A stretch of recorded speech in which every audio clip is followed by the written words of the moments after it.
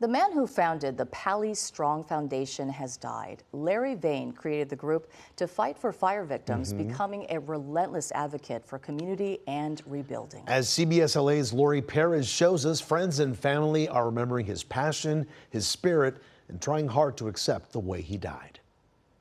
There are signs reading Pali Strong all over the Palisades. It's a sort of rallying cry in these parts. And those who knew him say no one shouted it louder than Laurie Perez. Tonight, they say his passing is an urgent reminder that staying strong sometimes means asking for help. Good morning, Pali Strong family. Friends say for 61-year-old Laurie Perez, Pali Strong was his catchphrase and his calling. He really knew how to bring people together. Again, that was the kind of person he was, someone who was a connector.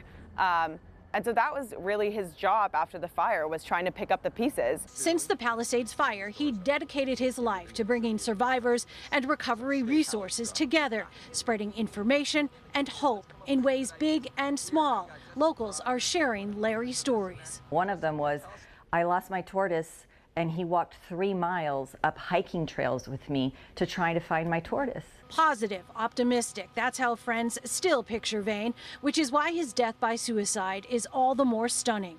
Friends say Perez felt intense pressure after he received a $500,000 grant from the Fire Aid concert, which raised $100 million. Many who lost homes were outraged and very vocal.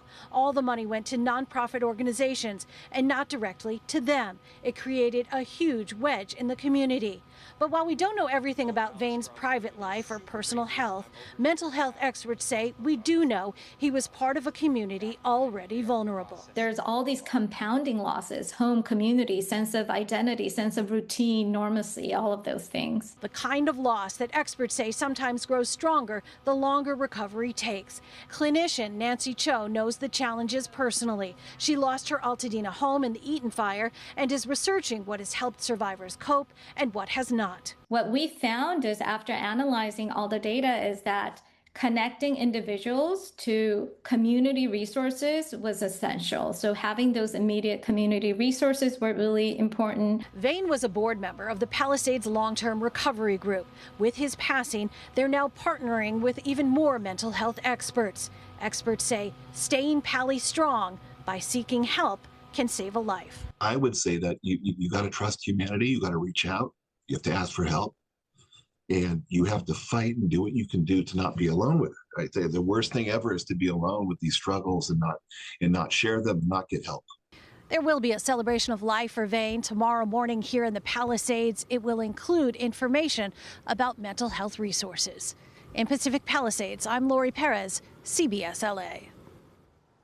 And if you or someone you know is struggling with mental health issues, please call or text the National Suicide and Crisis Lifeline anytime by dialing 988. Help is free and anonymous. We also have links on our website, cbsla.com, to mental health resources.